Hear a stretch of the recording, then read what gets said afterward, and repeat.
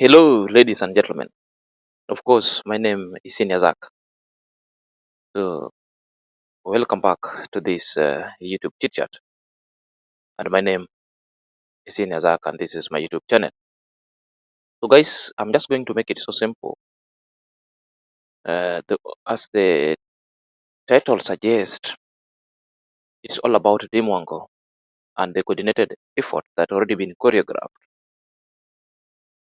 against this young chap who is just living her life and doing vlogs at a tender age.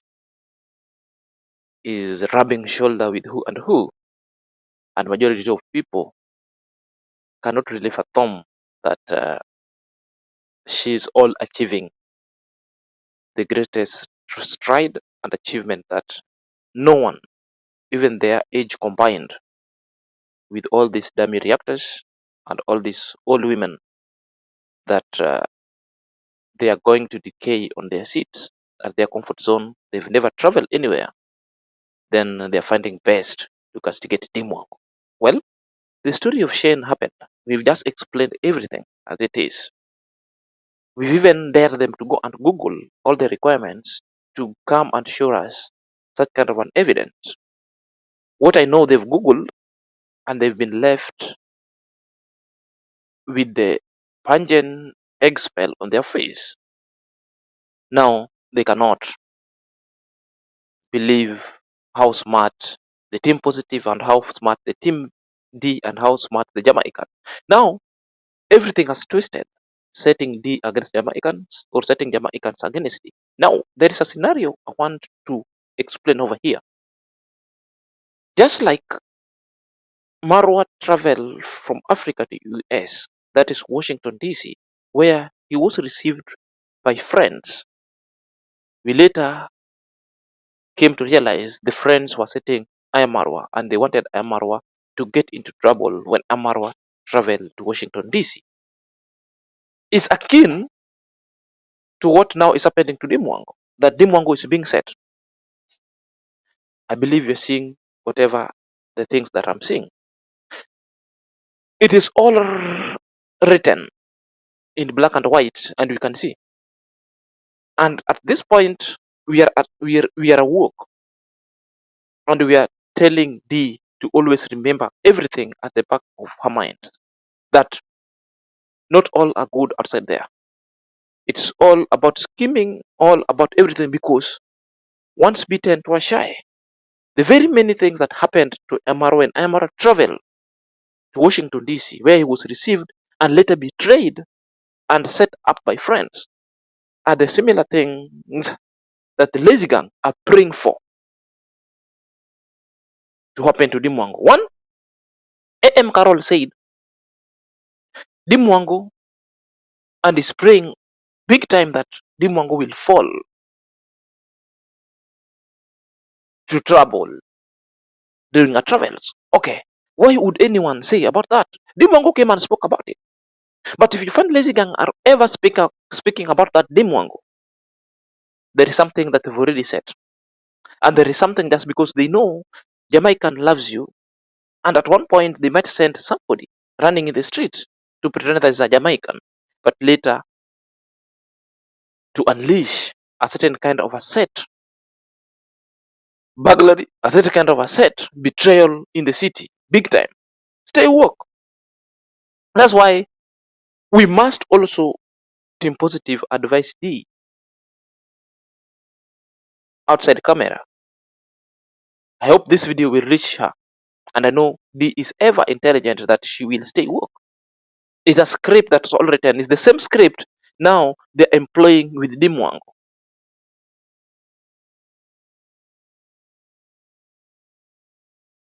That's why they have tried a lot of tactics, but it's not happened. But now they want to do it so physically. They want to do it so physically. They want to humiliate Dimwango. That's why there is constant effort and money has been poured for all other kinds of stale and targeted reaction against Empress E.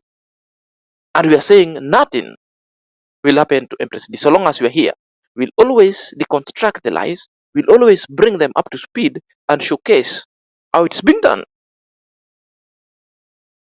Number two, we all know Shane didn't make it to tax. We know all that happened, and we've tried to explain so that logic could prevail. Now everything's being shifted that Dimwangu abused Jamaica. Nothing. There was nothing at all. There's nowhere Dimwangu addressed Jamaica. Dimwangu was addressing haters, and haters will ever, forever remain haters. There is only one adjective of haters. You become an hater. That's a noun and adjective. You are haters. And a lazy gang, as per the fact, you become an hater. There's no any other name. Home, race, gender, and countries notwithstanding. Only one name, you are a hater. So reducing it that Dimwangu was addressing Jamaican and subscribers, it was an utter attempt to set Dimwangu with the subscriber or to set Dimwangu with Jamaica.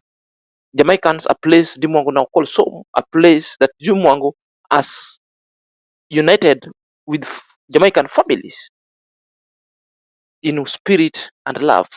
And they want to dismantle the love that Dimwangu is having. The same way they did it with Amaro, when Amaro was in Washington, D.C. They find it so good. So anything bad that will happen to that family, the lazy gang will be so happy. When that family gets trouble, the lazy gang gets happy. So you wonder, at the fall of everything that's happening in that family, that is the happiness of this lazy gang. And that's why sometimes I wonder how reprobates, how negative and how wicked some people could be. Another shocking scenario is that the last reaction I did, in fact, I did it when I told you what would happen if Dimwango would have traveled with Shen. I told you specifically what other YouTubers could react specifically. And now I'm proven rightly. What I said, Black Beauty will come here to talk of Dimwango being knocked by Shane in their traveling destination in Tax and Kikos. And indeed, she did the same video implying the same notion. She did the same video implying the same notion. You can go back and watch or go find it and watch it. She did it. It's only that these are recorded live stream. I cannot bring such kind of. I'm just giving you an update. Idea. AM Carola told you would come and compare the comparison, the number of men that Dimwango has had in the life. And now Dimwango is using an Irish boyfriend. That comparison came into limelight. They juxtaposed it, and the on trending couldn't find it, couldn't fathom that Dimwango always attract good people. And now she's calling out Dimwango as a sellout. The same thing they did to Sean Arwa, they're calling Sean Arwa sellout. This is the verbiage and this is the hatred that these people having towards Dimwango, because Dimwango is so far much higher than them. That Dimwango is so intelligent and moving the YouTube space and shaking the YouTube space. I was proven right, because I always read their mind and I know what they will react going forward. You come to M Carol, the same thing.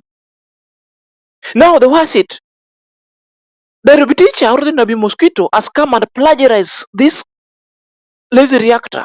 All the CEOs on trending M Carol Modesta reaction, and now they're going it, put it further.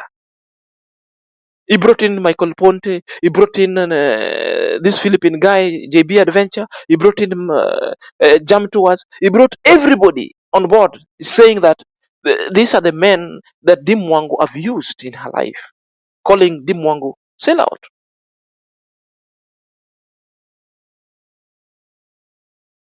That's why I'm saying there is coordinated approach and a conspiracy theory being created to always blackmail Dimwango on a particular thing that Dimwango is not. This is a content creation, and everybody sometimes they must collab to do a content creation. Some other things also you might use some things as a prop to always optimize your content creation and support. Well, it's a matter of fact that Dimwango has been doing content, and when Dimwango meet other people around her life, they do content selflessly. They uplift each other selflessly. They grow each other selflessly, until a point Dimwango is either being swindled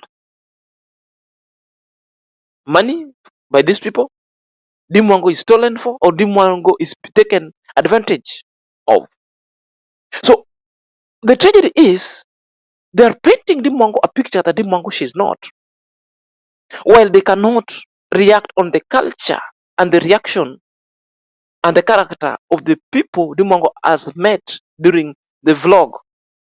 They're just saying Dimwango is using these people for view, that Dimwango is loving these people, that Dimwango is a tender lady.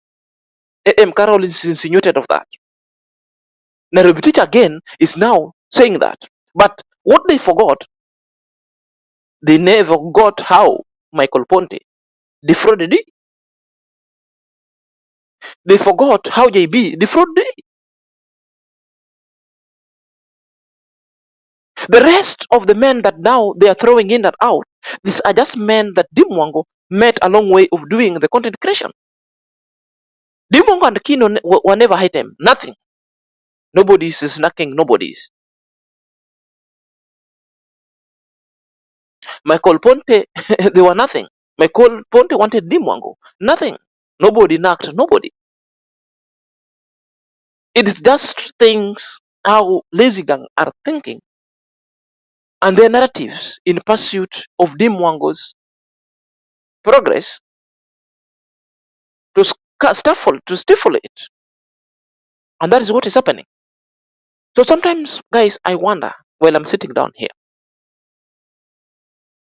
Because now they're going to an extent now because Dimwango released a video 2 days ago. Dimwango has kept quiet. Now they have nothing to react on. Now they will jump out in doing content to unearth things that happened years ago to bring them back to this YouTube street, to drag in and prop in the Dimwango's name or Ayamara's name to bring in numbers and traffic their own ways.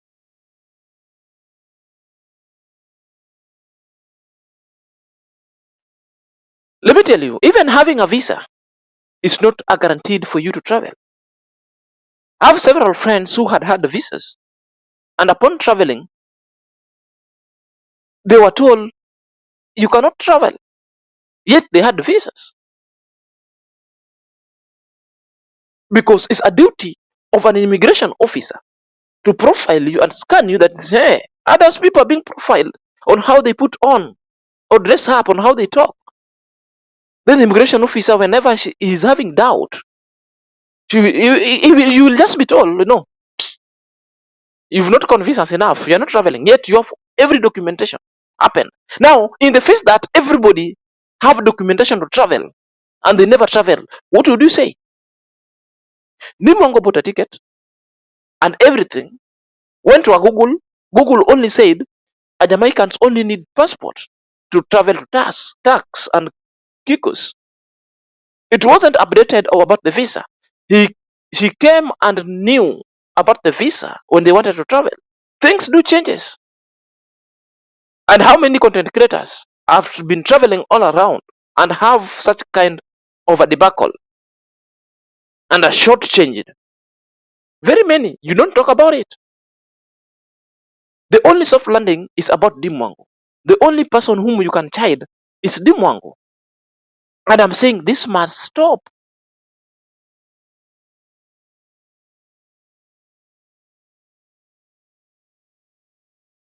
Another issue I want to talk about, Jamaican uncle traveled back, and after having a good time, because he was traveling to a country, Africa, for the very first time, and he was very, he was very, very, very creative enough and brave enough to come to Africa. And she was very down to the earth. Now he traveled back and he decided to go to see a doctor. Everybody sees a doctor.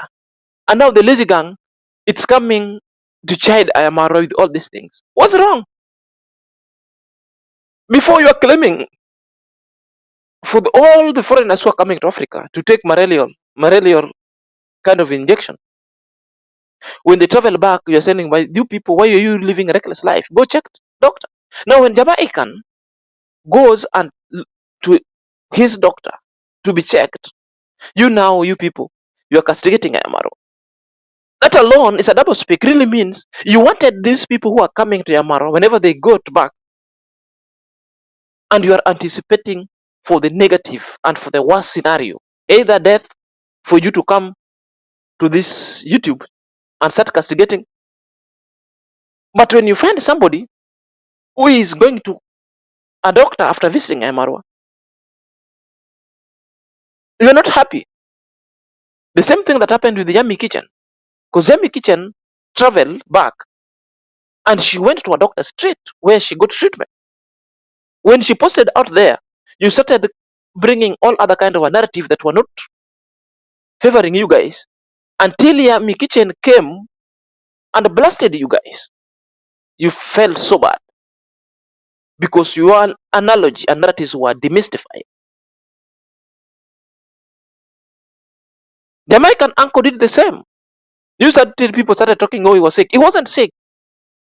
And the American uncle told you very fastly that whenever you travel anywhere, don't wait. Always have a routine checkup with your doctor every week. Because sometimes you might feel you're better. Maybe you have an underlying conditions. Jamaican uncle made it a practice, not just because he travel in Africa, but it is a routine kind of a checkup. He always does it. So stop the verbiage and the gibberish kind of reaction you're putting forth on this space.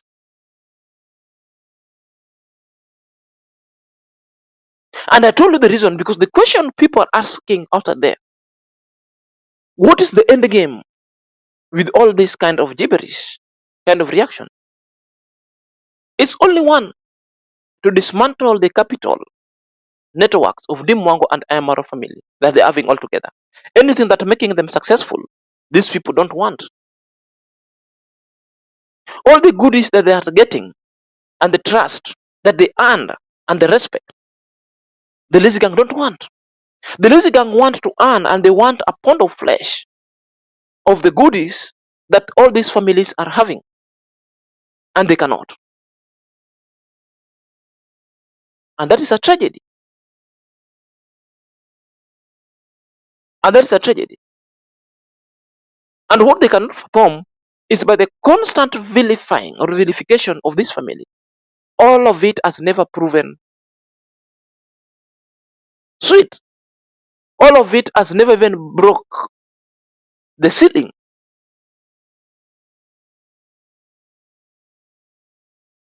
When you come forth and you put them back to their space, all they do is to threaten you. All they do is to send you a message that is so worrying. All of them, they want to report your channel as a misleading and a spam.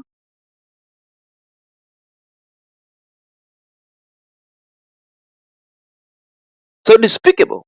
Sometimes I wonder how a human being can behave. So despicable. In the face of absurdity and adversity, of constant negative reaction, Amaro and Dimwango have stood the test of time.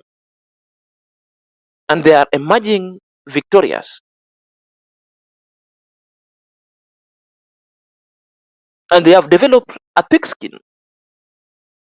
And they are proving every content creator wrong. That if you only want to reach at the pinnacle and follow into this footstep, it's only three things: hard work, hard work, hard work, and consistency. It is not about being negative. It's not about witchcrafty. It's not about hatred. It is not about making any other people to fall down. It's about purposeful vlogging.